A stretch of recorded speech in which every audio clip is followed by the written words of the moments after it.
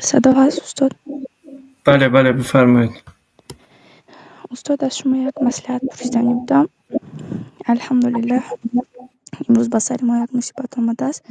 من میخواهم که علم گیرم ولی عین زمان کمی مشکلی شده ایستاده است از طرف والدین و من چنین گفتن که اگر تو مثال دوام بدهی من خودم رو به دار آویزان میکنم. استاد در همین حالت به من یگان مصلحت میدادید چیکار کنم؟ چخیر علم اگر گفتن دوام دهی علم گیری را من علمی خودم را به چی؟ دار آویزان میکنم. با چی علم مشغولت خواهر؟ دین آها، این در داخل کشور بله بله از یعنی ترس آنلاین درس میگیرید؟ بله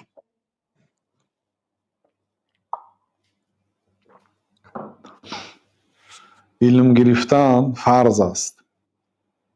همه بدبختی های دنیا، هر ناخوشی که در دنیا میشد این سببش جهل است، سببش نادانی است و سببی آدم هایی که به دوزخ می درآیند نسأل الله سلامت و العافیه اینم علم نگرفتن است. و قالوا لو كنا نسمع او نعقل ما كنا فی اصحاب السعیر.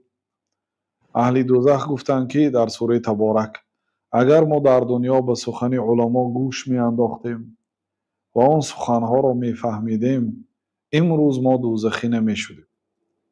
یعنی دوزخی ها سببی وارد شدنشان به دوزخ را از علم نگرفتنشان دانستن. الله تعالی که فاعترفوا بذنبهم، به گناهاشون اعتراف کردند. گفت یعنی علم نگرفتن را گناه گفت. بنابراین علم گرفتن فرض است، خاصتا در این زمانه. لیکن پدر و مادر وقتی که ناراضگی بیان میکنن این یعنی قدری که علم فرض است اون قدرش باید آموزید. لیکن علمی که نافله هست، مثلا علم میراث، علمی مثلا مثلا علم تفسیر، طبق قوانین علمای تفسیر، قواعد تفسیر، علوم القرآن، فنهای دقیق، فنهای وسائل، ایناش فرض نیست. یعنی فرض برای شما دانستنی مثلا نماز، روزه، زکات، حج، عفت، هر چیزی که در زندگیتون هست. لیکن اگر واقعا دانید که برای شما علمی بعضی علمای کفایه هم فرض عین شدنش ممکن است. اگر در کشور زنهایی نباشد که عینی حال طلب علم کرده ایستاده باشد که آینده مردم مسلمان خاصتا زنها برای علمدارها، عالمه ها احتیاج دارد و دانید که برای شما فرض عین شدگی باشد، الکی از این روی گرداندن نیست. یعنی برای شما علم فرض عین است و خدمت پدر و مادر و اطاعت آنها هم فرض عین است. دو فرض به هم دیگر یعنی که روبرو شده است. به هر حال شما دعا کنید، در نماز تهجد خیزید. این راهی آسان نیست. اگر شما آینده علم شریعت آموزید و عالم شوید و به مردم خاصتا به زنها شریعت و احکام آن را بیان کنید، این بسیار اجر عظیم دارد. لیکن از این راه الله تعالی هم امتحان میکند که کیها در این راه استوار می ایستد. مصیبت ها، مشکلی ها، نه فقط حاضر، تا از این دنیا رفتن، تا جان سپاریدن، دنیا از مصیبت خالی نیست.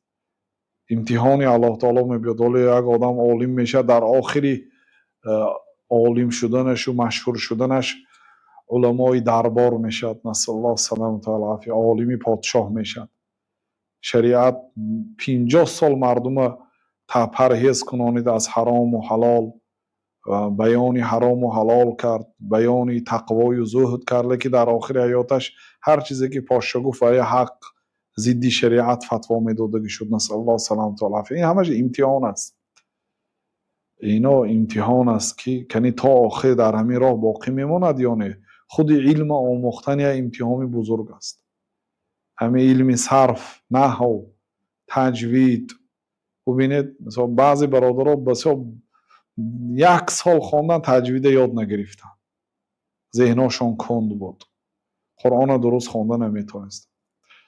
یا مثلا بعضی فنهای آدم نمیفهمد، عذاب میکشد. بعد اینکه خواندید تمام کردید اکنون در پیشتون زندگی میشد، پول کار کردن در کار، اهل و عائله تامین کردن در کار، علم گیرید و دوام تید اگر پول نیست، مشقت ها، مصیبت ها، زندان ها، کشتار ها. یعنی این راهی وزنین است.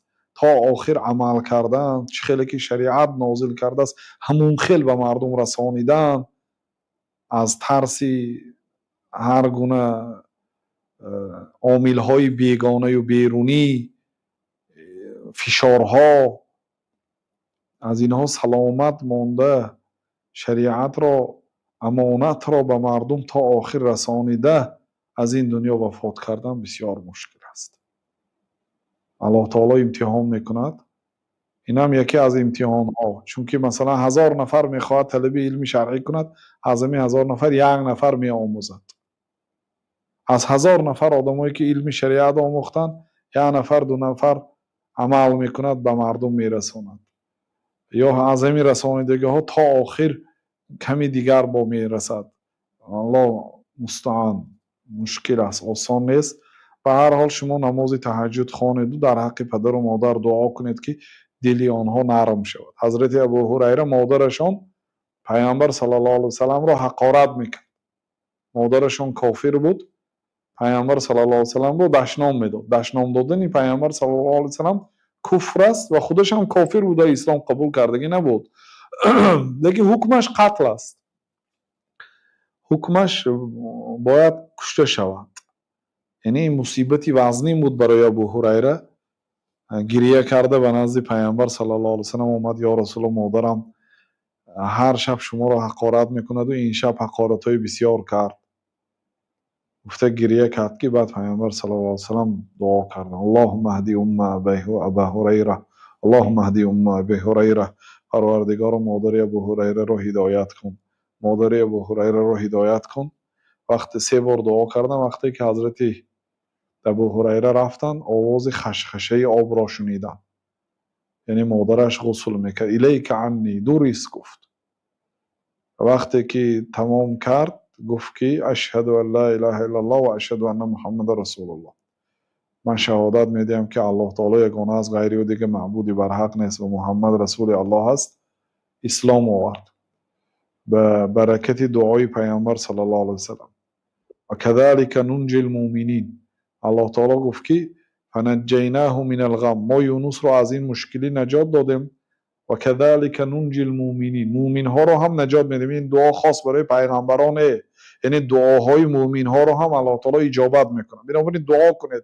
شما غریب هستید، در این زمانه یک دختری تاجیک میخواهد و همه جا ممنوع علم و ممنوع دین هست، هم از جهت پدر و مادر، هم از جهت بیرون و اطراف، هم نیست مدرسه ای که خواند.